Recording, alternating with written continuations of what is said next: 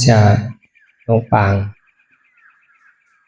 แต่เจ้าสั่งขาวเขาเจ้ากุตุกุปาเจ้ากี่เจ้าเขากุก็กุโกนเนาะพยายามเมื่อเร็วเนี่ยก็เพราะว่าเขาเตะใช้หนังนะ ใช้หนังโดยธรรมะโดยตราเนี่ยโดยธรรมะโดยตราเขาป่องใจแจงแรงเพราะว่าพอมาเขามาเห็นหูเหกับปฏิบัติธรรมจอมประมุนที่เนี่ยนะอันที่ป่องเจอมดระดับเขานะป่องเจอเขาเจอเสียก็คือกรรมเฮ็ดไรพอมุนเตลาดแต่เสว่าพุทธศาสนาเต้ในเป็นสร้างเนี่ยอันเพราะว่าเป็นร่อนแกนน่ะเป็นปรมาตเนี่ยปรมาตเจ็บใจขาเนาะปรมาตนะเป็นสัจจะเจ็บในมีเตะเพราะว่ามีอันวันยกมือด้วยต้องมี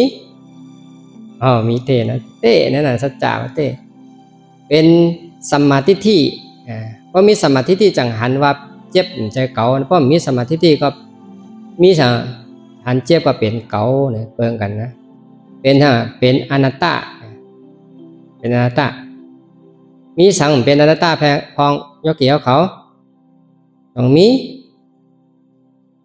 เห็นตามมดนะผมจมหอบตอนยกกี่ก็เนี่ยเขาพึกปางวิปัสสนาภาวนาเนี่ยที่เขาพึกในห้องว่าปางวิปัสสนาภาวนามี2ข้อนะภาวนาอาหันธรรมอนัตตาเนี่ยว่าความใต้กับอาหันธรรมอนัตตาว่าความปริกับวิปัสสนาภาวนาเนี่ยวันที่1ถึงวันที่11เดือนธันวาคมปีพุทธ2569นี่องตีนี่วัดอนัตตาหนองเขียวตาขี้เล็กนี่เมืองไตปอดออกโค้งนี่วันนี้วันที่ก็คือวันที่9จงปัจจัยถึงเฮิน จะถึงกัน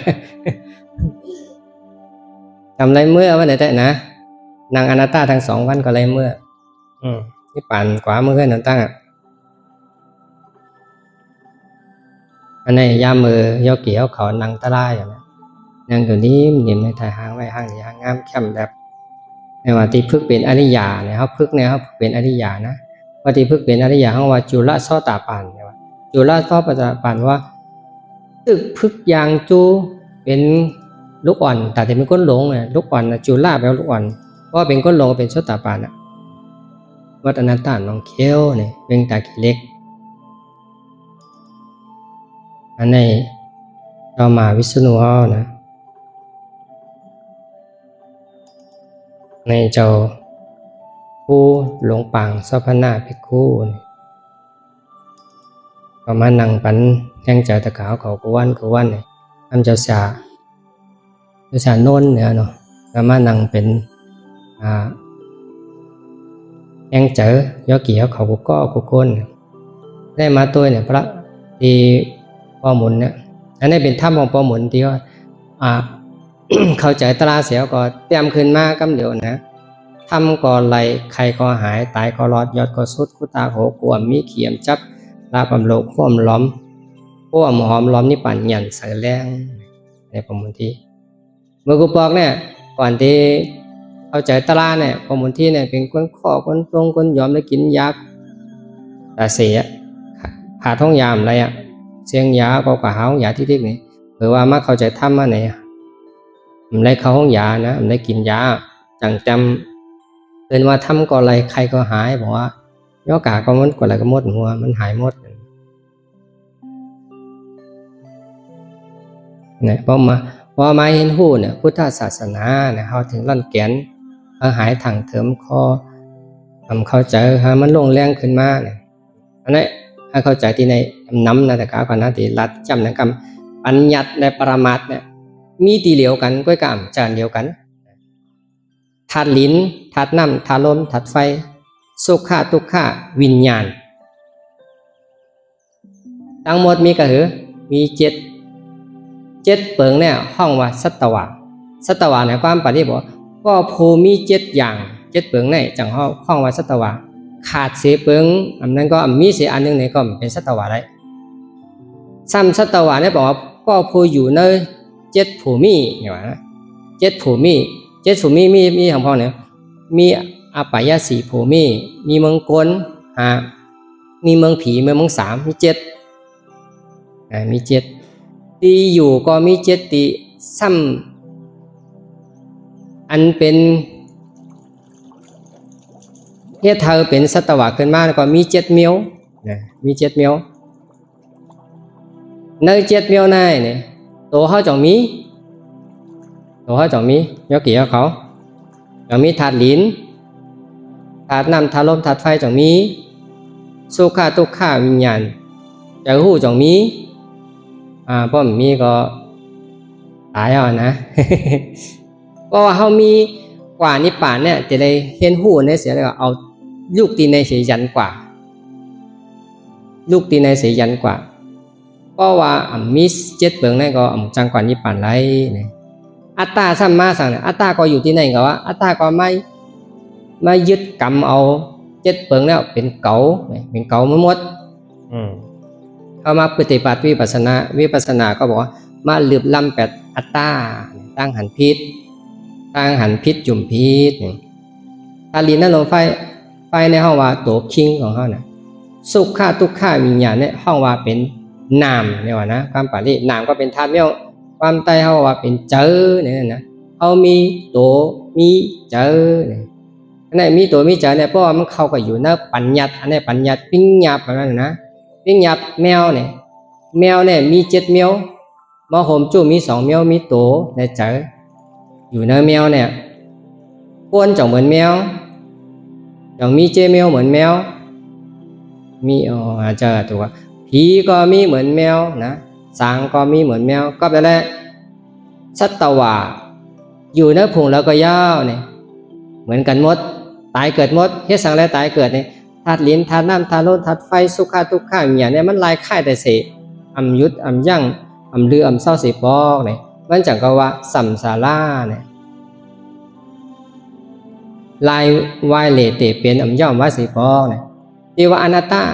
มันเปิงไรเนี่ยเปิงไรเนี่ยเป็นในสถานธาตุลิ้นนักเมาธาตุน้ำจืมหยอดจับยายธาตุลมนำเสียเพิ่นนะเจ็บ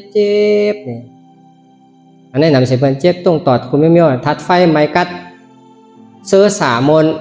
ตุกข่าขันเจอวิญญาณเราเจอผู้ที่อันธาตุดินนั่นโน้นไฟให้การนั่นน่ะทั้งหมดเป็นสภาวะอนัตตาเนี่ยอุปเปิงไรป้องงำไรอันนั้นว่าเป็นปรมาตนะเป็นอนัตตาปัญญาอันนี้ว่าเป็นปัญญาเนี่ยสีเมียวเนี่ยอีสัง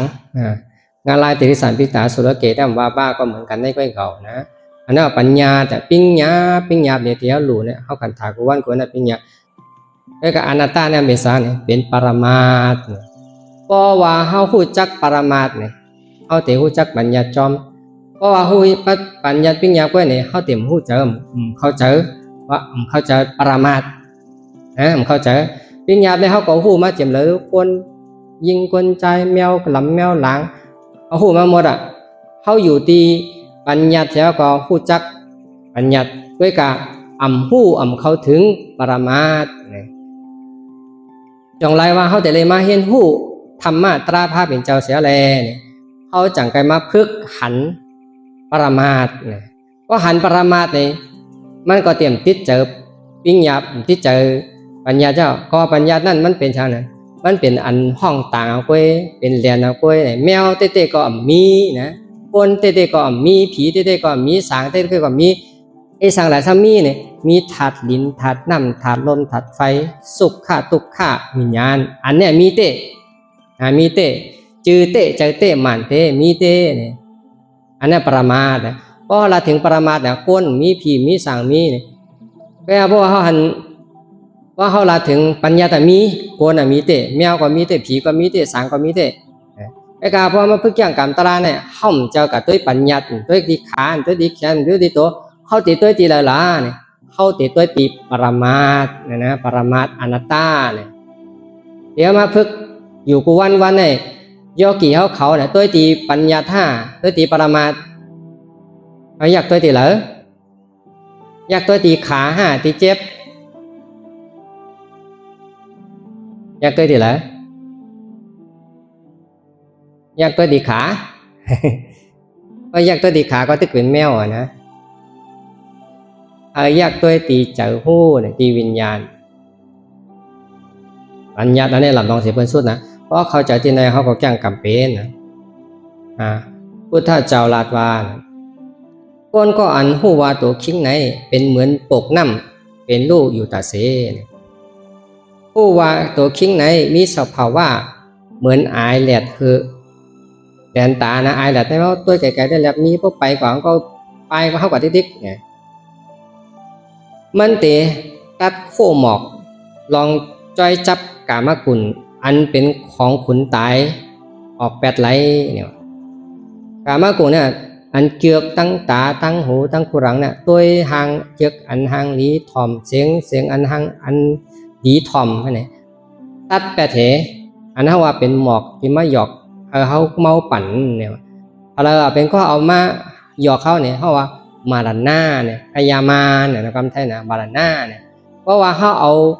ตัดหมอกมันแปลได้เนี่ยมาดันหน้าก็จังเอาเขาตายยาวเนี่ยเขาว่าเขากับที่นี่ป้าเนี่ย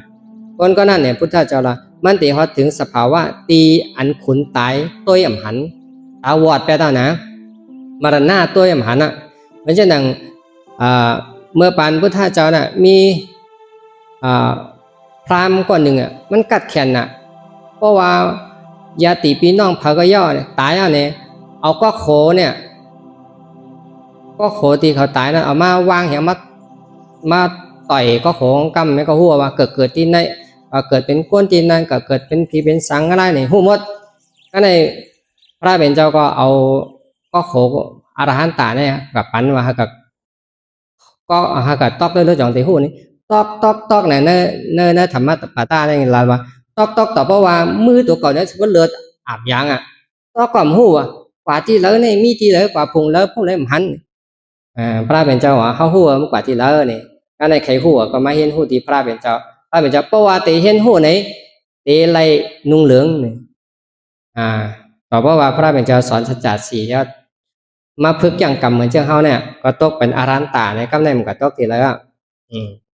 เพราะว่าอารันตานั้นมันขุนตายตัวก่อมหันเผยก่อมหันว่าอยู่ที่เลยเนี่ยอันนี้ห้องว่านิพพานนะนิพพานคำขึ้นไหนนะคำขึ้นไหนตีลาดลองนิพพานแลตั้งกว่านิพพานเขาหูแจงแรงว่านิพพานนั้นเป็นสังเนี่ยมันหายลองถังเถิมของเขาอ่ะบางก็เนี่ยพอมาจังกรรมทือกรรมเนี่ยนิพพานเนี่ยโอ้ไปแค่กว่าไปแค่กว่าโอ้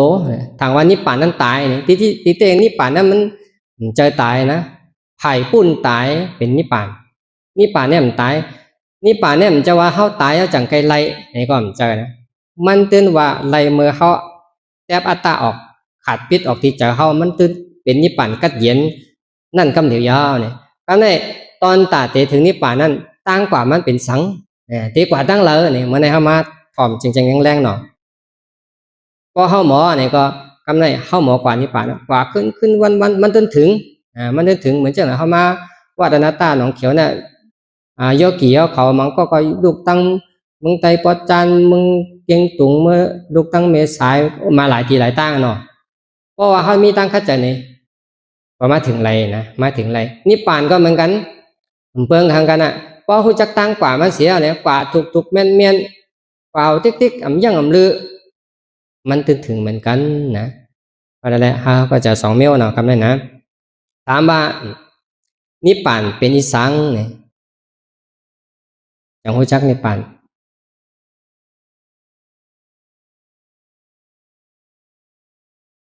ไปหู้ห้ามหู้ก็ห้ามใครกว่านะกว่านิพพานที่กว่าตั้งเหลออย่างว่าหู้เข้ามาพึกเก่าวันเนี่ยจังว่าหู้กว่านิพพานที่กว่าตั้งเหลอกว่าตั้งสมาธิที่เนี่ยมันก็เดี๋ยวว่ากว่าตั้งมีสายเนี่ยกว่าตั้งเฮือนเอาพวกนั้นเมื่อขึ้นเกียงตุงวันนั้นที่ป่านเมื่อทั้งบนกว่านิพพานเตเอาอีสังเสียกว่ากล่าวเขาที่เอาอีสังเสียกว่าจะได้หู้นะจะได้แค่นโคจะได้ป้าจริบตั้งกินอยู่เนี่ยจะได้หู้จะได้ป้ากาโรดกาก้าวเนี่ยจะได้หู้จนจะได้ป้าเพราะผมหู้ว่าที่เอาสังกว่าเนี่ยก็ช่างกว่านะเหมือนเจ้าเขามาที่แนวที่หู้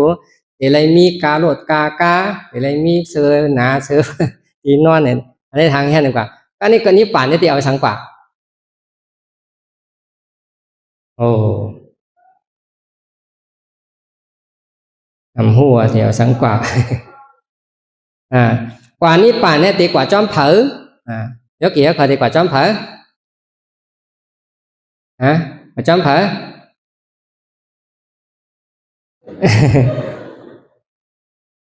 không quả chóm phở này không quả chómพุทธะพระเป็นเจ้าเนี่ยนะกว่ากล้วยมันได้รู้กว่ากล้วยกระโตกลูกตกเหลาไปกว่าจำไตกอก็มันได้กว่านิพพานเตถึงเมื่อไหร่เนี่ยจังเขาหู้นะเขาแต่ได้หู้หมดนะเพราะจังกรรมนะเพราะว่าพอถึงนิพพานเนี่ยเตเป็นเจ้าหืออันนั้นเตได้ตอบอะไรนะเขามาพึกจังกรรมตระอนัตตามาเห็นหูจอมประมุนเขาเนี่ยประมุนที่เนี่ยเอาให้ยกกี่เขาขออ่านได้รู้ให้ต้องไว้1 2 3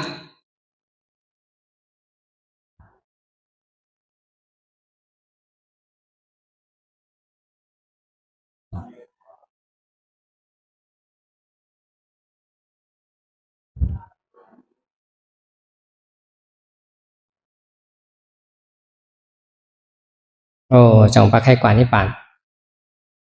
ใครกว่าใครเมินใช่ถึงเฮือนหนาวถามว่านิพพานเป็นอีสางเนี่ยนะเป็นอีสางเลยนะตอบว่านิพพานในเป็นลองป้นหลอดป้นหลอดตัณหา2คูนะอันเป็นอัตตาเป็นเก่ามีเก่ากูหนึ่งมาหน้าเก่าเป็นเก่ามีกูหนึ่งนะอันนั้นว่านิพพานอัตตาเป็นเก่ามีเก่าเนี่ยจิโคต่อไปทีนี้เขาว่าเป็นเก่าหมดเจ็บเปลี่ยนตรงต่อที่สารใส่วันนั้นก็ว่าเป็นเก่าเป็นของเก่าเนี่ยมันวนมันหันที่ถันเปิงเช่นนั้นเปิงนึงว่าอัตตาเนี่ยหายกว่าอันหันพิษจังไหนหายกว่าซ้ำเปิงนึงว่ามาหน้าเนี่ยมันหันตั้งนอเขามีตั้งหูเขาเป็นปอเขาเป็นแม่เขาเป็นขุนเขาเป็นทั้งหมดทั้งปิดเนี่ยเขามีโลดมีกามีสติมีกูมีเมียวน่ะกรรมตั้งนอกอัตตากรรมตั้งเนื้อมาหน้ากรรมตั้งนอก2เปิงเนี่ยหายเก่งมีห้องว่านิพพานเนี่ยมันอย่างไกลกัดเย็นรู้ต่อมาเนี่ยอนิจจาในปัญญาท่องว่าตายเกิดปรมัตถ์ปองว่าเป็นลูกทุกข้าในปัญญาปองว่าเก่เท่าปรมัตถ์ปองว่าลายค่ายแหลกลายมันอยู่ที่เก่านิพพานในเนี่ยเป็นรองป้นหลอดอนิจจาและทุกข้านิจจามีทุกข้ามีอันนั้นเขาว่าเป็นนิพพานเนี่ยเป็นรูปมีตายเกิดก็มีเนี่ยจังว่าเป็นอมตะนะอมตะว่าเฮ็ดสังแลมันอมตะเนี่ยบอกว่าอนิจจาทุกขันในลูกตีเหลอมาเลยลูกตีอัตตามาก็เอาอัตตาออกเลยอนิจจาทุกขันก็มีตีมาเหมือนเจ้าเขากับปีกคู่นำไปเสียเนี่ยตานำตีไหลก็มีเหมือนเช่นนั้นนั่นแหละเขาว่านิพพานเนี่ยนิพพานนะให้เข้าใจนะต่อว่านิพพานในปองว่าเนี่ยตั้งหันพิษอันว่าเก่าอันว่าเก่าอันว่านั้นมียาวอันว่าเก่าเป็นเก่าอันว่านั้นมียาวเนี่ยเป็นสภาวะมีอัตตาตัวตนมีธาตุลิ้นธาตุน้ำธาตุลมธาตุไฟก็มีธาตุลิ้นธาตุน้ำธาตุลมธาตุไฟมันก็มีเจ็บแก้นตัวกับในสารสันไว้นะอันนั้นว่านิพพานนะนิพพานมันป้นธาตุลิ้นธาตุน้ำธาตุไฟกับแทงมันจะไปถึงนิพพานต่อว่านิพพานนี่เป็นสภาวะปองสร้างเนี่ยว่ามีอีสังยืนถึงไรเนี่ยมีอีสังเข้าถึงไรเนี่ยเขาว่านิพพานนะคุณตายมรณะตั้งบ่ตั้งเสียเนี่ยก็เข้าถึงไรมีเผาเข้าถึงไรมีอนิจจามีทุกขังมีอัตตามานะทิฏฐิกิเลสทั้งหมดทั้งเสียนั้นมียาวเนี่ยอันนั้นเขาว่านิพพานนะมันเตเป่าเมาเย็นอยู่จังนั้นเนี่ยนะต่อว่านิพพานนี่เป็นสภาวะแหลกลายมันตื่นแหลกลายเฮ็ดสังอันเฮ็ดให้แหลกลายทั้งหมดทั้งเสียงในเขาอัตตากิเลสทั้งหมดทั้งเสียงเนี่ยเฮ็ดให้มันก่อเป็นมาอนิจจาเฮ็ดให้มันก่อเป็นมาทุกขังกำในเอากิเลสอัตตาออกไปแล้วเนี่ยอนิจจาทุกขังก็หายกว่าจอมเป็นลูกน้องของอัตตารู้หายกว่าจอม อันนั้นเฮาว่าสภาวะอันนั้นเฮาว่าเป็นนิพพานนะนิพพานต่อว่านิพพานได้เป็นอมตะอ่ำตายนะแค่สังไรอ่ำตายเนี่ยย้อนว่ามันเป็นสภาวะอ่ำลายไข่อ่ำลายไข่ก็อ่ำลายไข่ก็มันก็เป็นนิจจาอยู่เช่นนั้นนะนิจจาต่อว่านิพพานได้เป็นสัจจะแจ๊ดเนี่ยมีอีสังรอมีสังมารอมากึกมีทัดกูมิวมิวเนี่ยเพราะว่ามันเป็นธาตุอันลายไข่มันหมดนิพพานธาตุเนี่ยนิพพานก็เป็นธาตุมิวเหมือนกันนะมันเป็นธาตุที่อันมีสังมารอก็เป็นคำเนี่ยก็เป็นคำแจ๊ดมันจังนั้นนะเพราะว่าเป็นนิพพานเนี่ยอันลายไข่มีสังมารอนิพพานได้ปองว่าเนี่ยโดยนิพพานนะบอกว่าเป็นปรมัตถ์นะเป็นอมตะอันตายเป็นสัจจะอันเตมีเตนอกเสียนั่นน่ะมันเตนะมันเหรียญเหมือนจังธาตุดินน้ำลมไฟน่ะมีก็มันมีอันลายไข่ก็รู้นิพพานเนี่ยมีเตมันลายไข่อย่างจังนั้นเขาเป็นสัจจะนะเป็นสุญญตาสุญญตาบอกเป่าบอกอัตตาวันมีอันสุกยุงเก้าตุกข้าทั้งหมดทั้งสิ่งเนี่ยมีมันเป่าไว้เป่าไว้นิพพานนะบอกว่าสังขาระรับหมดสังขาระทั้งหมดสังขาระในมีทั้งโตห้าวันธาตุดินน้ำลมไฟนะว่าสังขาระในหายไปสังขาระตั้งแต่มีสุขะทุกขะวิญญาณที่ว่ามันก็รับหมดสังขารตั้งตัวตั้งใจเนี่ยมีเขาว่าเป็นนิพพานการในนิพพานเนี่ยเป็นอัตตามานะรับหมดอนิจจทุกขะรับหมดอันนี้ว่าสภาวะนิพพานเขาตีพึกไรเมื่อเข้าไปตายเนี่ยนะจำปล่อยเมื่อเข้าไปตายได้เนี่ยเพราะว่าอะไรนิพพานย่อเนี่ยเอานิพพานเนี่ยเป็นพุทธะพระเป็นเจ้าฮือใช่ไหมก็บอกว่าเข้ากับตีนนิพพานที่มันกัดเย็นอ่ำลายไข่แหลกลายอ่ำตายอ่ำเกิดมีอยู่อ่ำหายก็กะมันมีแทงสภาวะหนึ่งเพราะว่าสภาวะนิพพานเนี่ยนะที่พระเป็นเจ้าหามาเสียสังเกปชันกัมปานั่นนะทางหางนิพพานนะนิพพานเนี่ยราคะก็ว่าล้อผ้าเสียงมดต่อซาเสียงมดมอห้าเสียงมดตัณหาเสียงมดทุกข์เสียงมดภาวะเป็นนั่นเป็นไหนเป็นผีเป็นสางเป็นก้นเป็นกูเจอกูเปิดเนี่ยเสียงมดปองสร้างมีเทามีตายแหลกลายมีอนิจจามีทุกขาเป็นสภาวะกัดเย็นเป็นสภาวะนวลผองเป็นสภาวะขาวใสเป็นสภาวะป้นหลอดเป็นสภาวะคามป้นผังย่อเนี่ยเหมือนจะอย่างคนคามนำป้นตื้อย่อเนี่ยอันนั้นว่ามีเพมีไพสังย่อเนี่ยอันนั้นว่าสภาวะนิพพานเนี่ยเป็นสภาวะมีเพเนี่ยหลอดเพเกิดแก่เจ็บตายเนี่ยพระองค์เพอย่าเพหลงรู้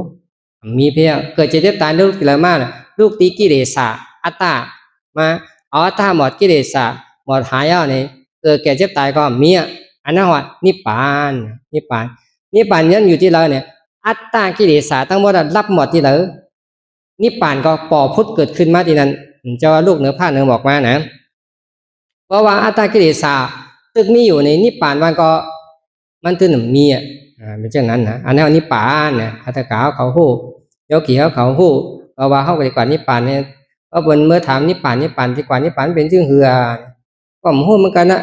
เห็นชาเจ้าก็ห้อก็ว่าถ่อมรับป้องถ่อมมันก็ลืมฟังเนี่ยมั่วได้นะถ้าเป็นลุงน้องพระเป็นเจ้าเนี่ยเขาจะได้รักแหลมเอาญาณปัญญาน้ำนาแต่ได้ผู้ถามไม่รู้ผู้ถาม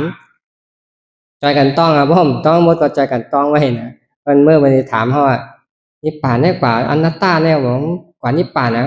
มันจริงหือนะนิพพานนะอย่าไปกว่าเนี่ยตายหมดแล้วนั่นนิพพานเขาจะเรียนบอกรัดโอ้เจ้ารอนิพพานมันเจอตายหรอยิ่งแค่นตายกันจะได้ป่องแรงกันนะก็ได้พุทธเจ้าลาดว่าเนี่ยภิกขุ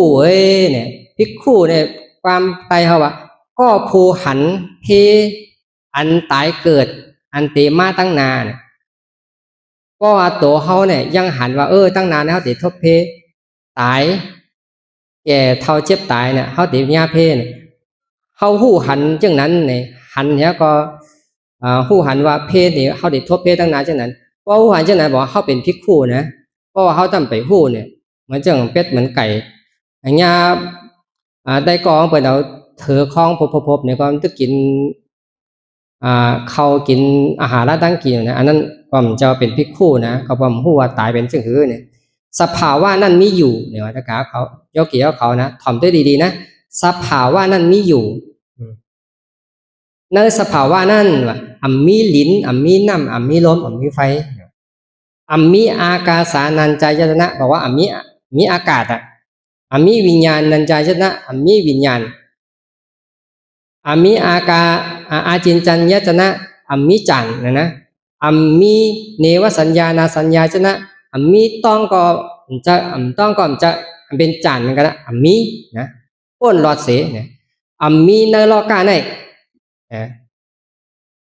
นิพพานเนี่ยในโลกาเนี่ยจะมีในโลกาต่างที่ห้าเนี่ยก็จะมีเหลือนมีตาวันเข้าละถึงสภาวะนั้นว่ามีกว่ามีมามีตังอยู่พุทธเจ้าลาดนะจะเลื่อนไหลจะเกิดขึ้นไหลมีตีตังมีตีตรงหนึ่งมีอารามณะจึงนั้นย่อเป็นที่สุดเสียงของตุกข้าเป็นที่สุดทรงของพุทธะจึงนั้นย่อห้องว่าเป็นนิพพานเนี่ยว่านิพพานห้องว่าเป็นธาตุเนี่ยนะธาตุนิพพานธาตุนั่นนะนิธาตุมันเป็นที่อันป้นเสมันเต็มป้นเสโลกาในป้นเสโลกาตั้งนาอยู่ตั้งโลกาโลกานาก่อนจะโลกาในก่อนจะมันอยู่ที่อัตตากิเลสาตายนั่นนะอยู่ที่นั่นนะเพราะว่าเป็นนิพพานที่อยู่นิพพานมิที่ไหนนะเป็นจังไหนเนี่ยนิพพานอันนั้นเป็นสังเนี่ยนิพพานจับจ้อยอารามณะเกิดทั้งตาก็จับจ้อยอันจับจ้อยเนี่ยเหมือนอย่างเหนียวแต่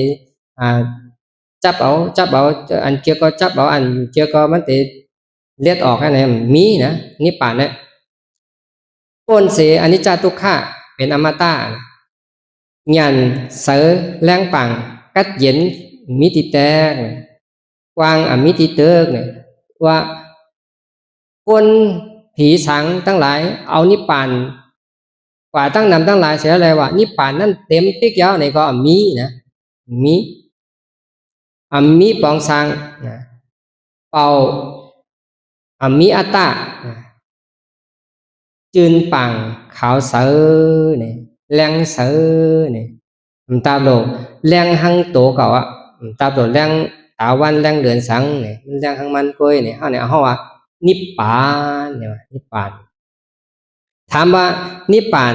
เขาจักนิพพานนิพพานเนี่ยกว่าตั้งเหลือเนี่ยนะกว่าตั้งเหลือเขาตอบไปตีเหตุคือเขาถึงนิพพานเนี่ยนะที่พระเป็นเจ้าหามาเสียสังเคไปแสนกำผาเนี่ยเขาก็หามาเข้าตั้งเกาวันเนี่ยอาหารนิพพานนะหากว่าที่ไล่ค่าเตรียมตายเกิดที่มันหนิมเศร้าที่มันกัดเย็นที่มันมีสังแตกอะไรนั่นน่ะห้ามตีให้ถือกว่าคำในเขาตีหูนะตอบกว่าตั้งเลยเนี่ยกว่าตั้งสัมมาทิฏฐิสัมมาสังกัปปะให้ต้องไว้นะทีนี้นะเพราะบรรทาว่านิพพานกว่าตั้งเลยเนี่ยกว่าตั้งสัมมาทิฏฐิสัมมาสังกัปปะสัมมาทิฏฐิเป็นปัญญาหันธรรมมีหันจิตเจตสิกรูปนิพพานเป็นอนัตตาสัมมาสังกัปปะเป็นปัญญาหู้ทำเจอเนี่ยถ้ามันจะเท่าว่าผู้ว่ารูปวิญญาณเวทนาเป็นสุญญตามีโตมีตีนมีเกามีสภาวะเป็นรูปหังมันกวยเนี่ยหันเป็นสุญญตาเนี่ยนั่นว่าสัมมาทิฏฐิสัมมาสังกัปปะเนี่ยที่เขาพึกอยู่วันเข้ากว่านิพพานก็ไปอยู่เส้นใต้ในตื้นทอถึงนิพพานถามว่านิพพานไปเอาอีสังเสียกว่าเนี่ยให้ยกเกี่ยวเขาต้องไว้นะเดี๋ยวสังเสียกว่าต่อบ้านเนี่ยนิพพานในเอาอนัตตาเสียกว่าเนี่ยที่เขานั่งยักเยี่ยมด้วยขันถ่ายนั่นจองยกเกี่ยวเขาเอาอนัตตากว่าเปล่าเนาะ มันก็ได้เพราะว่านางก็อ่าที่เขาเลยถ่อมเลยยินในหัวมาอนัตตาอนัตตาเนี่ยเฮ็ดกว่าเฮ็ดมาเป็นอัตตาอัตตาอัตตาเขาทิกๆกันนะอันนี้ก็มีนะที่คนมาพึกในมีหลายเมียวกว่านี้ป่านเอาสังกวาเนี่ยเอาอนัตตากว่านะลืมอนัตตาอะไรก็ลืมอนัตตาก็ลืมอนัตตาก็ปอกอดเป็นอัตตาขึ้นทิกๆนะกว่านี้ป่านในเนี่ยเตถึงเมื่อไหร่เนี่ยเตถึงเมื่อไหร่เมื่อไหร่มียาวกันเลยนะต่อบ้านนะนิพพานในเนี่ยถึงเมื่อธาตุสี่ยืนส่งปันมากหยันมากหยันเกิดขึ้นมากก็แทบตัดอัตตาตายรับหมดยินหายเนี่ยตีฮอดถึงนิพพานเมื่อนั้นนะตีฮอดถึงนิพพานเมื่อนั้นตอนตาได้มากหยันเกิดขึ้นมาแทบอัตตาตายเนี่ยแต่อัตตารับหมดยินหายเนี่ยเขาเตะเลยพึกอย่างพึกสัมมาทิฏฐิสัมมาสังกัปปะวนว่างเป็นอนัตตาทิฏฐิสังปอกขึ้นมาก็ได้มากหยันเนี่ยห่อมจังจันมามันเกิดขึ้นมาเลยเพราะว่าสัมมาทิฏฐิสัมมาสังกัปปะอนัตตาในแห้งเยอะเต็มทนเพราะว่าอาริยมรรคกลางแปดเปิงเนี่ยเหตุการณ์พร้อมเสียงเป้งปากกันความป่าที่เขาว่ามัคคะสมังคีเนี่ยนะมัคคะสมังคีพร้อมเสียงเป้งปากกันเต็มตีตียาวเนี่ยเอ็นแห้งเยอะเต็มตียาวเนี่ยมรรคหยันก็จังเกิดขึ้นมาเกิดมาจะเมื่อจะมาจะเหือเนี่ยยืนส่งทัดลิ้นทัดน้ำทัดร้อนทัดไฟเนี่ยขึ้นมาแห้งเยอะนะอ่ำยามเกิดยามมีสิบอกเนี่ยพอเกิดขึ้นมาจากไหนมรรคหยันก็มาหับเอาทำอนัตตาปุ๊บเนี่ยก็ตัดอัตตาตายอัตตารับบัดเย็นหายเนี่ยป้องรับจัดเมียหายว่าบอกว่านิพพานเดียวว่ามามันไกลก็พอถึงแล้วนะพอถึงแล้วก็การนิพพานเนี่ยมันมีสี่นะมีสี่จั่นนะยอกี่ยอเขามีสี่จั่นเอกเจนกว่าจอมจั่นหนึ่งจั่นสองจั่นสามจั่นสี่แล้วถึงจั่นสี่เนี่ยอรหันตาเนี่ยก็เจนสุดๆอ่ะก็ว่ากี่เดชสามหรือเสียตัวยาวเนี่ยนะถามว่ากว่านิพพานเนี่ยเตกว่าจอมเผอเนี่ยนะเตกว่าจอมเผอต่อบ้านเนี่ยกว่าจอมพุทธเจ้าเนี่ยกว่าจอมอรหันตาเจ้ากว่าจอมเจ้าสารีปุตตราเจ้ากว่าจอมเจ้าอนันตามอกกรันเขาเจ้าเนี่ยกว่าจอมเขาเจ้านะบอกว่าเขาสอนสั่งไว้จึงหือเนี่ยพุทธเจ้ารัดไว้จึงเนี่ยเขาก็เฮ็ดจอมความสอนพุทธเจ้านั่นน่ะเพราะว่าเขาเฮ็ดจอมพึกจอมฉะนั้นบอกว่าเขากว่าจอมเขาเจ้าเนี่ยเขาเจ้าก็ฮอดถึงที่เลอนี่เขาก็เตฮอดถึงกว่าที่นั้นนะกว่าจอมต่างก้อมเลยนะกวางตั้งอ่ะเพราะกว่าจอมเทวตาเนี่ยเทกว่าที่เลอกว่าวิจีเพื่อนนะเพราะว่ากว่าจอมสางเนี่ยกว่าทั้งหลายกว่าเป็นสางอ่ะเพราะว่ากว่าจอมสางนี่จะคือเนี่ยนั่งเจอโตนิ้มเจอนิ้มจอม้วนอยู่อันนี้จตุกขานัตตาเกิดขึ้นมาในขันธาก็อ่ำหู้อ่ำหันอ่ำต้วยจักอยู่เอาสติคุกใจเลยอยู่ที่สภาวะเสียเมียวฮะตั้งมันนิ้มอยู่จอมอยู่ม้วนอยู่นี่มันก็ว่านางก็โอ้มันได้นางเข้มนะเจ็บมีขึ้นมีเย็นสีมนอีจะน่ะใครทั้งเป็นจะไหนกวนน่ะอันนั้นจะกว่านิพพานนะกว่าแล้วน่ะกว่าเมืองสางเนี่ยกว่าเมืองสางกว่าเป็นในจานเนี่ยกว่าเมืองสางไว้กว่านิพพานเนี่ยมีสังปอกขึ้นมาในขันธาก็ลืมบ้วนว่างอนัตตาอันนั้นกว่าจอมพุทธเจ้าเนี่ยก็เขาถึงนิพพานเฮอเจอเขานิ่มเฮอเจอเขาคล่องแว่เสียเมียวเจอพุ่งเจอปิวเนี่ยก็ปล่อยให้เจอเขาไหลกว่าจอมเจอเย็นนิ่มอยู่เนี่ยก็ปันเขาเจอยู่ที่นิ่ม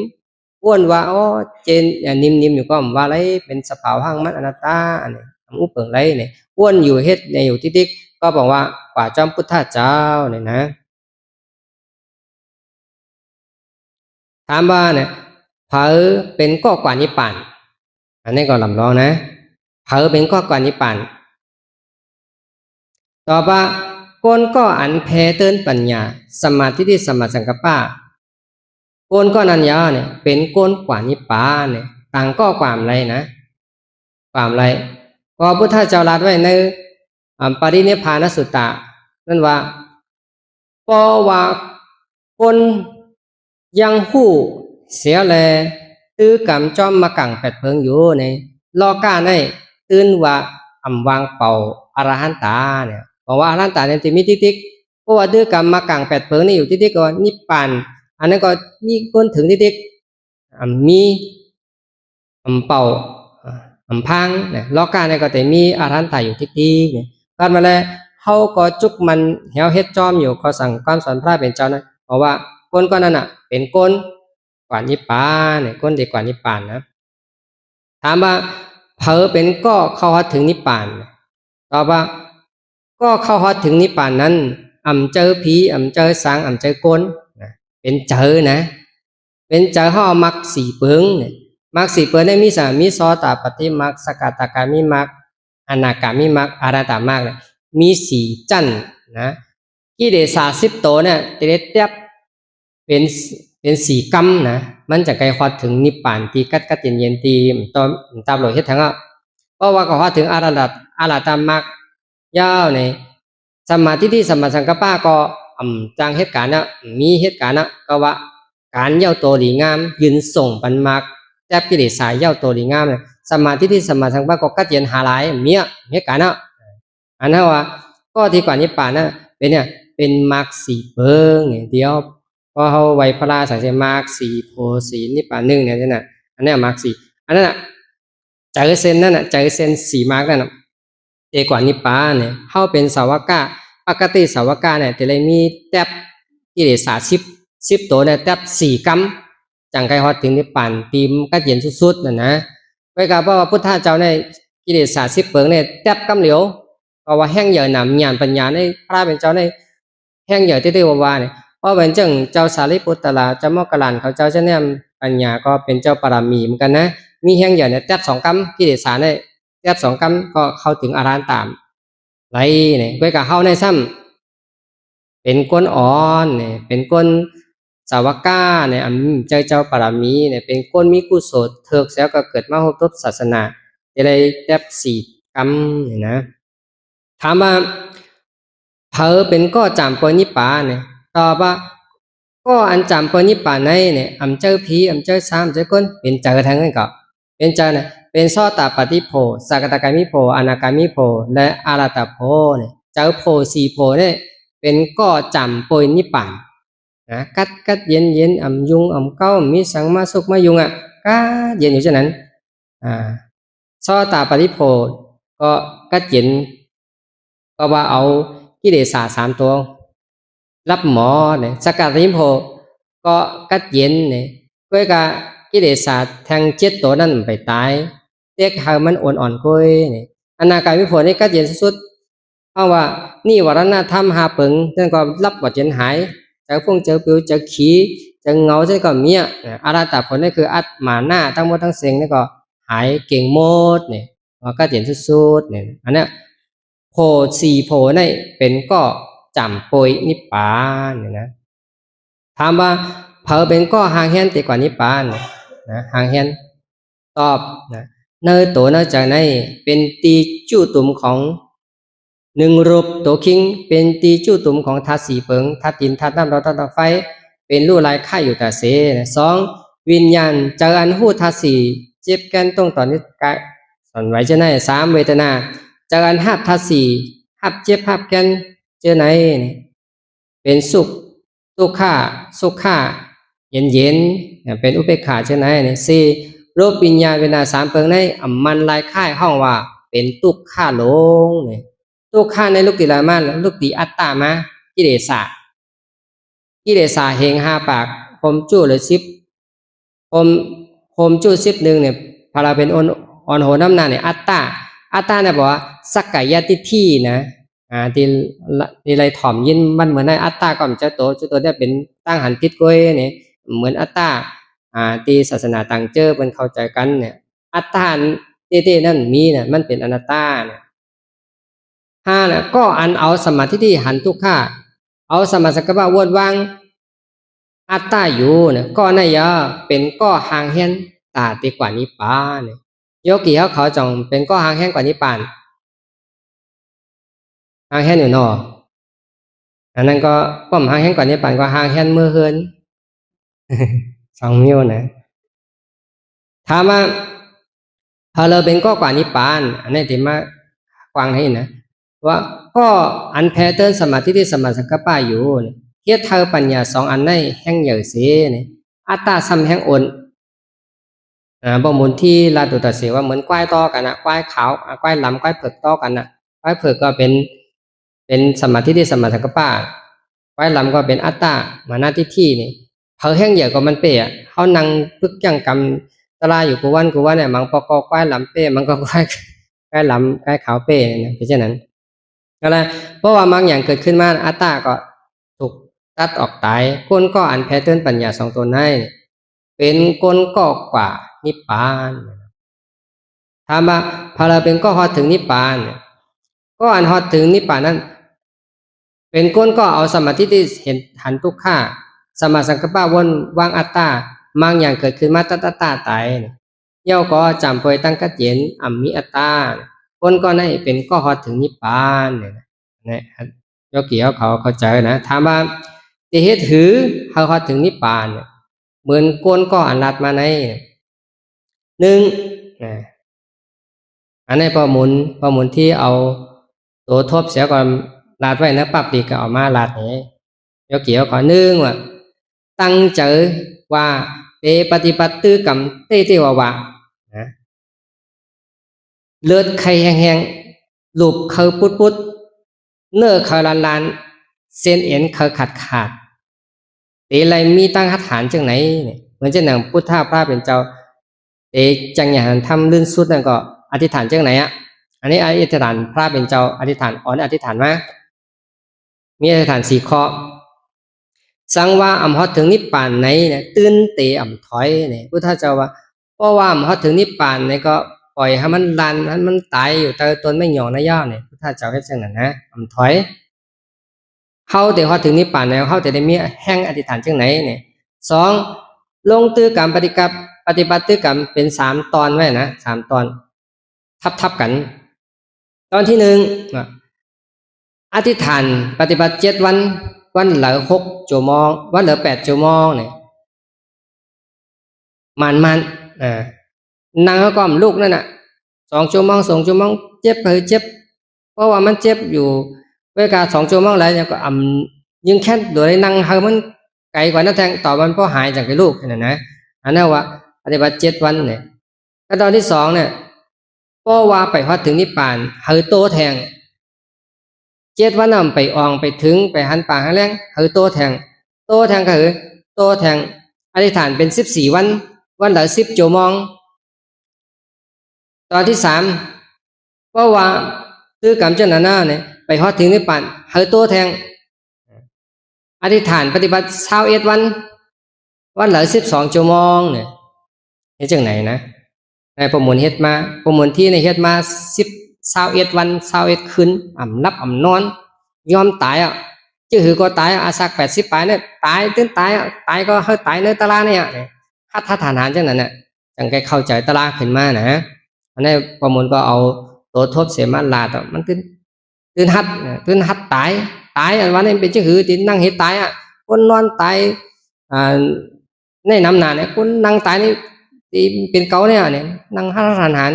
21 วันน่ะรับอันวันมีนะคนใครเนี่ยสังว่าปฏิบัติเตวะจังไหนตักฮอดถึงนิพพานห้างนะเนินนาสีนานะลงมาไว้นะนาสีนามีสังพองเนี่ยวันนาเดือนนาปีนาไกลสุดก็เป็นจัดนานะมันเต็มได้ถึงจัดนาในวาไว้ไกลๆกันนะวันนาบอกว่าวันหนึ่งถึง30 วันหนึ่งตักเตไรฮอดถึงนิพพานเลือนนาบอกว่าเลือนหนึ่งก็เลือนหนึ่งนะครับตั้ง12 เดือนเนี่ยขึ้นฮอดถึงนิพพานไปจังไหนโตขึ้นที่21 วันไปเลยก็เอาทั้ง21 วันให้ไหนนะปีนะบอกว่า1 ปีถึงจัวซาเข้าแล้วจัวจัดเนี่ยมันตื่นไหลอันนั้นก็จ้างกรรมปฏิบัติถึงจัวซาเข้าไปเลยเนี่ยตายกว่าเนี่ยก็ตายกว่านะอนัตตากว่าพึกจ้างกรรมในเมืองผีแทงเนี่ยเป็นอริยะเมืองผีเนี่ยอันนั้นว่านาสีนาตักถึงห้างนะตักถึงห้างมาตัวเนี่ยสัจจะ4เนี่ยตั้งกว่านิพพานเนี่ยเพราะว่าเอาสัจจะ4เสียเนี่ยมันจังกว่านิพพานว่าเนี่ยนะจังกว่าตั้งเลย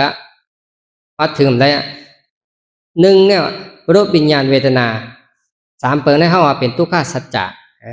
ทุกขสัจจะเนี่ยมันจะอยู่เหนือผ้าเหนือหมอกรูปเจ็บเงี้ยแก่นกตอนนี้สั่นไหววิญญาณจะหู้เวทนาจะครับ อยู่เนื้อตัวเขาเนี่ยจะต่างตินะอันนั้นว่าทุกขเวทนาสองอัตตารอผ้าหมาหน้าเกาอันนี้น่ะวันนะอ่อนหัวน้ำหนักเพราะว่าเป็นสมุทัยสัจจะเมื่อมีสมุทัยสัจจะอยู่ในทุกขสัจจะก็ตึ้งเกิดที่เตียนเฮาก่อนเฮาเตมาพบทุกศาสนาพระเป็นเจ้าเนี่ยเฮามีอย่างมีอัตตารอผ้าหมาหน้าและมีรูปวิญญาณเวทนาอันนั้นว่ามีเหตุตุกและมีตุกเนี่ยมีอาจองตุกข้าและมีอาจโจตุกข้าเนี่ยนะครับป่วยอยู่เช่นไหนอ่ำย่อมไว้สิปอแปลว่าเฮามีอัตตาอยู่มีตุกข้าอยู่ในคออ่ำหูเนี่ยอ่ำหันอันนั้นมูลหันเฮาอวิชชาเป็นโมหะเนี่ยโมหะเนี่ยก็มีเตนะปัญญาหูอยู่กับมันอยู่กับรู้จักมันต่อฮ้อนพอมาถึงว่าเฮามาถ่อมยินทำปรมาเนี่ยเฮาจังไกฮู้เฮาจังไกฮู้เนี่ยผู้ว่าอ๋ออัตตาเนี่ยมันอยู่ในขันธ์ตาของเฮาอัตตาในเต้ๆนั้นมีรู้เนี่ยมันเป็นอนัตตารู้เนี่ยซ้ำป่องเจอเนี่ยป่องเจอทั้งอัตตาและอนัตตาขึ้นมาเนี่ยอันนี้หาได้หยาบนะเนี่ยย่อเกี่ยวเขาแล้วในอันนี้เฮานิโรธานิโรธสัจจะเนี่ยบอกว่าเป็นนิพพานนะมรรคสัจจะเนี่ยสมาธิที่สมาสังกัปปะอ่อนโหนนาเฮาว่ามรรคสัจจะหลายด้วยกันไม่ใช่ไหนเพราะว่าหันจังเอาสมาธิที่ยักเยี่ยมตัวหันรูปวิญญาณเวทนาเนี่ยหันแล้วก็สมาสังกัปปะวนวางอัตตาวนวางอัตตาวนตะสมุทัยสัจจะเพราะว่าอ้วนอนัตตาเนี่ยเพราะว่าเฮาอยู่ไผ่นะให้อยู่ก็ไผ่มันก็บอกได้อยู่ดีสมุทัยสัจจะทุกขสัจจะได้สองเพิงกำในเฮาฮู้แล้วเนี่ยสมุทัยสัจจะทุกขสัจจะสองเพิงในมันเป็นสัมสาระปั่นตรงอยู่อำย่อมว่าสิปอเลยเฮาสมาเห็นฮู้ทั้งไผ่หนึ่งไผ่ที่รอดป้นเพราะว่ามรรคสัจจะนิโรธสัจจะอยู่ที่มรรคสัจจะเสียแล้วเนี่ยหันทุกขสัจจะแล้วก็วนวางอัตตาเตียนเป็นเหตุทุกขะอยู่ติ๊กๆเนี่ยเฮาว่าวิปัสสนาภาวนาเนี่ยวิปัสสนาภาวนาเพราะเพื่อการวิปัสสนาภาวนากับทั้งติ๊กๆเนี่ยเด็กกว่าถึงที่ไหนเด็กกว่าถึงฮอดถึงว่าสังขารุปเปกขญาณเนี่ยสังขารุปเปกขญาณเนี่ยเฮาพักตุนิพพานเพราะเฮาถึงกำกว่าจักถึงสังขารุปเปกขญาณเนี่ยเด็กบอกว่ากว่าหันกว่าโฟบกว่าหันกว่าญาติอันนี้จาเนี่ยหายหมดตุกข้าเนี่ยหายหมดอัตตาอันมันก็มีโหโลหังลังโตอันมันก็มีเจออันมันก็ไม่มันมีแต่อะไรก็มั่วมันกว้างมีตีสุดตีเซ็งมันหลากหลายมันแปลกมันเปิงมันยามทบยามเหตุปอกันนะมันกว่าหันที่เป่าวางอยู่เช่นนั้นอันนั้นว่าสังขารุปเปกขญาณเพราะโยกีเขาผู้ผัวเขาเนี่ยผู้พ่อเนี่ยพึกเนี่ยต่อว่าหันอนัตตาเนี่ยเพราะว่าสังขารุปเปกขญาณเกิดจากไหนบอกว่าหันอนัตตายาวเนี่ยอนัตตานั้นเป็นจากนั้นยาวอัตตาโตเตอันวันนั้นมันโหโลห้างลังกว้างขวางหู้อยู่ว่ามันมีอยู่ก็กะมันหัวไม่มีที่แล้วเป็นสภาวะที่อันมีขอบมีเขตกว้างสุดหูสุดตาเป็นจังนั้นนะตัวอย่างตัวแตกอันนั้นเราว่าอนัตตาเนี่ยมันเป็นจังนั้นเพราะว่าเป็นจังนั้นนะเพื่อกระแทกเนี่ยเพราะว่ามันวางอัตตาอะไรวางอัตตาหับเอาอนัตตาอะไรเพราะมันหับอะไรมันติดถอยขึ้นมานะถอยขึ้นมาเป็นเจ็บกันเป็นไหมขึ้นเพราะว่ามาหันเนี่ยมันหับอนัตตาอะไรนี่เพราะว่าอันรู้ล้อมาหยันบอกว่าที่แก็บ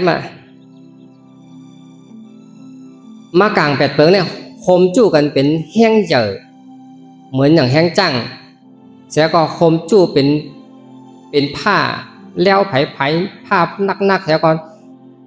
เป็นฮอนจู้ขึ้นมาเนี่ยอนุโลมมาหยันเพราะว่าป้อที่ก็เอาว่ากองกลางป้อที่ปักขิยะปีกถ้ำอริยเจ้ามิงเขานิพพานเนี่ย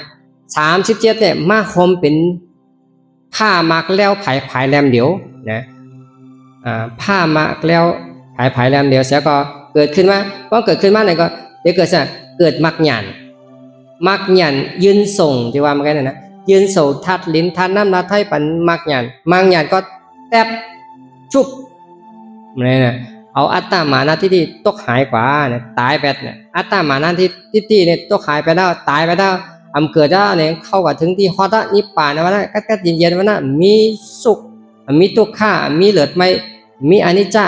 มีทุกข์เนี่ยก็เป็นเช่นนั้นนะเข้าถึงนิพพานเนี่ยนิพพานถ้ามี2อันนะว่า ซาอุปาทิสานิปานนิปานเตียน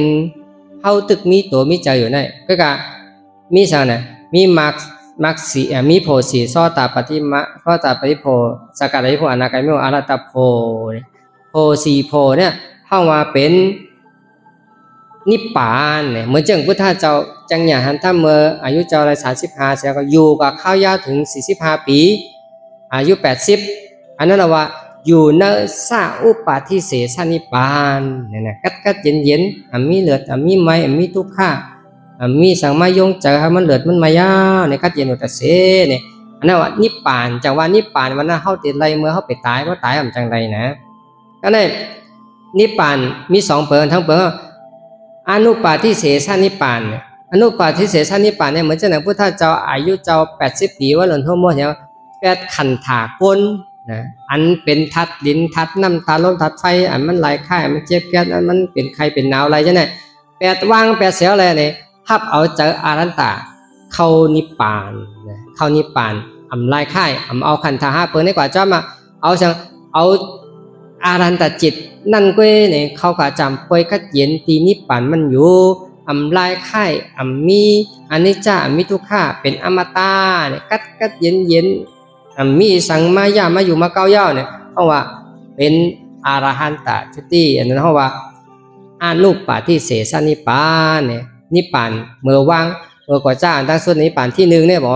วางอัตตามานาทิฏฐิกิเลสะอันนั้นเป็นนิพพานที่1เนี่ยนิพพานที่2วางขันธ5เปิงอันอัตตาเฮ็ดสร้างมาจังเฮานั่งอยู่จังได๋เฮาว่าอัตตากิเลสะสร้างมาครับเป็นขันธ5เปิงเพราะว่าพุทธเจ้าวางขันธ5เปิงเมื่ออายุเจ้า80นี่ก็เพราะว่าเข้าถึงนิพพานที่กัดเย็นเนี่ยนั่นแหละแล้วว่านี่รอท่าสัจจาเนี่ยเป็นนิพพานอันนี้ตั้งกว่านิพพานนะเพราะว่าเฮา8เสสัจจะ4เปิงเนี่ยจังกว่าทั้งหลายที่พุทธเจ้าตรัสว่าคนที่อันว่าฮู้เข้าเจอสัจจะ4เสียแล้วแต่กว่านิพพานว่านั้นมีทางมันเนี่ยว่าเหมือนเจ้าหนังก้นอันว่าเกาเตเอาเวิมmặc vợ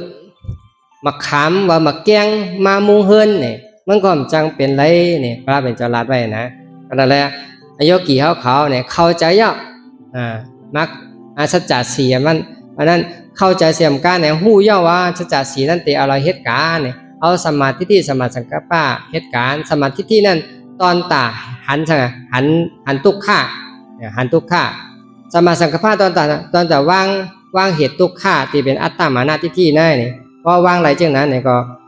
พอถึงนิพพานที่กัดเจียนมานั้นนะมักทานก็เต็มหมดถามตอบนิพพาน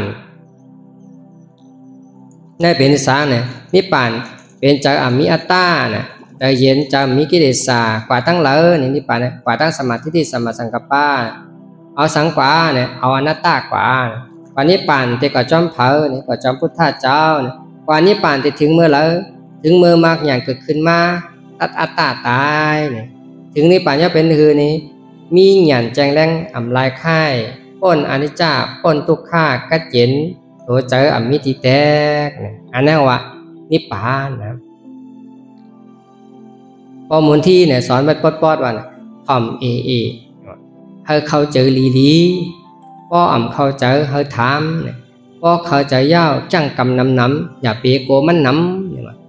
พอกันเนี่ยมันได้นั่งน้ำหนาวเนี่ยก็จะมีนะพอมูลไว้น้ำอย่าเปียโกมันน้ำมาคนนิพพานหลบมุมมองว่าแต่เกิดขึ้นเมื่อไรเนี่ยเข้าโหลเฮ็ดอาจองตารามก้อยมาคนนิพพานนั้นมันเป็นผลเป็นอาโจมันแต่เกิดขึ้นไว้เพราะว่าเขาเฮ็ดมันเนี่ยนะในความตัวในนั้นอินนะอันนั้นลื่นสุดเลยเนาะว่าไล่ตื้อกรรมแต่พอถึงนิพพานเนี่ยหันอันนี้วนหู้เข้าใจย่อมหับสมาธิที่สมาสังกัปปะนั่นนะวนเนี่ยก็ลูกที่ไหนเด็กกว่าเนี่ยเด็กกว่าแจงแรงห่อวิจานั่นนะวิจาเพราะแจงแรงวิจาเนี่ยเดี๋ยววางไหลแต่เป็นสังเลยเป็นเป่าเมาเย็นบนโจมหันเนี่ยฮะหันสภาวะวนหัวสังย่อมหู้วนหู้ย่อมหับสังว่าอนัตตาแจงแรงสังล่ะเนี่ย เข้าถึงสภาวะอนัตตาที่ว่าสังขารุปเปกขัญญาณว่าเมื่อไงนั่นนะว่างอะไรเนี่ยตัดอัตตาเป่าเมาเย็นมนโจมนั่นเป็นสนะเป็นนิพพานอันนั้นว่าที่สภาวะนั้นเป็นถ้าเป็นสนะเป็นรูปนามรูปวิญญาณเวทนาเนี่ยเตมาที่เก่าที่ทิ้งนะแล้วก็อนัตตาเนี่ยเป็นสังเนี่ยเป็นเจ็บเป็นแก่นคำพูดตั้งเสียงเดียวนั่งยาวนั่นนะที่เข้าถึงสภาวะอนัตตาเนี่ยเป็นโคตรภูญาณว่าคำที่ปุถุชนเนี่ยเข้าสู่อริยญาณนั่นเขาว่าโคตรภูญาณเพราะว่าโคตรภูญาณเกิดขึ้นมาในมรรคญาณเกิดมรรคญาณเกิดก็นิพพานเข้าถึงยาวสุดเสียงยาวหมดทานก็หมดยาว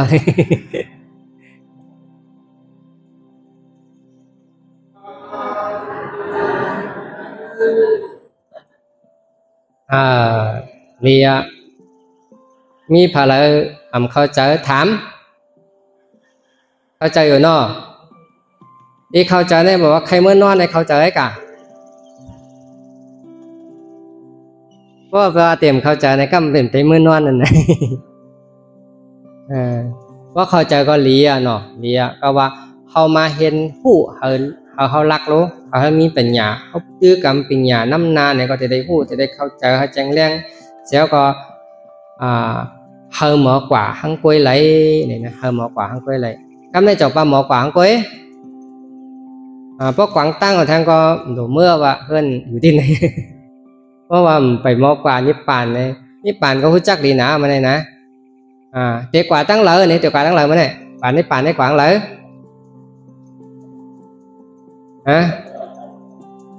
กว่าตั้งเตอเนี่ยฮะต่อ กว่าหาที่นอนน่ะกว่าตั้งสมาธิที่สมาสังกัปปะเนี่ยเอาสังกว่าเนี่ยอย่าลืมอนัตตาเนี่ยที่แค่จ้องไงนะตะกาเขาไงนาเนี่ยพระเป็นเจ้าก็รัดว่าอันหยาบนาในนี่เขาหามาเสียสังเขปสังกัปปะแน่เอามาเฮ็ดทันมันไงเนี่ยวะนะพระเป็นเจ้ารัดไว้นะเหมือนเช่นหนังว่าเตียนเขาเฮไว้รับไว้ความไว้เนี่ยเขามันไงปันเนี่ยที่สังว่าอนิจจทุกขังอนัตตาอีสังเป็นอนิจจเจ็บแก่นไม่กัดเป็นอนิจจทุกขังอนัตตาจังรีบเจเนี่ยเป็นอนิจจทุกขังอนัตตาเข้าโหลหันจอมวนจอมเข้าใจที่มันเป็นจังนั้นก็เนี่ยเพราะเข้าใจหนังที่มันเป็นแต่ก็มันยอมหับนะพอยอมหับเนี่ยก็หวังว่ามันก็สร้างล่างมันเตะปลดปล่อยวางพาบันใจเตรียมหุ่มหันเป็นอัตตานานในพวกมุนที่เนี่ยก็ลาดว่าโอ้นิพพานนี่ง่ายๆก็เนี่ยว่าง่ายๆก็อย่าลืมอนัตตาตัวเหลวอนัตตาติ๊กอนัตตาติ๊กว่าอนัตตาติ๊กเนี่ยมันก็ดีกว่าติ๊กเพราะอนัตตาเนี่ยเขาถึงได้หันจอมนะหันจอมเพราะหันเนี่ยก็อนัตตาก็ตาหวดภายหนึ่งเพราะหันอยู่ในบ้วนอนัตตาเนี่ยตาก็มีภายเหลวมันก็หันแจงแรงอะไรเขาแต่นี้มีมักตาสองคอนเขามักใส่มักตาเขานะมักตาพระเป็นเจ้าห้องว่าหมักตาเนี่ยทำมาจากคู่เนี่ยทำมาจากคู่เนี่ยหมักตาทำเนี่ยอันนี้หมักตาทำเพราะเป็นหมักตาทำอันนี้เพราะว่าจากขงอุตตาปาที่เนี่ยเพราะพี่ธรรมะจากขงหมักตานั้นป่อมาย่อญาณังอุตตาปาที่ญาณป่อมาย่อเนี่ยวิจาอุตตาปาที่แจงแรงเนี่ยก็ป่อมาย่ออาโลก็อุตตาปาที่ว่าอันนี้ลงแรงปังแรงเสาเหมือนอย่างเดินเหมือนอย่างตาวันปอพุทธขึ้นมาเหนือกลางวันของนั่นก็ปอขึ้นมายาวเนี่ยมันติดเจียงแรงแค่นั้นมีพระเป็นเจ้าลาดไว้ในธรรมจักรปะวัฒนสุตตานธรรมจักรยาเนี่ยนะอะไรเขาเข้าใจว่าเขามาติดหมักตาทำนะตาทำติดก็ติดต่อเขาพอตายที่โบราณว่าสีนามีนาสังฟองวันนาเลือนนาปีนาจาดนาโยกี้ขอเดี๋ยวนาเหรอเอาจำมินนะจำมินเดี๋ยวพวกกับไกลนะเรียบเข้าใจก็เรียสาธุอนุโมทนาเนี่ยพวกคน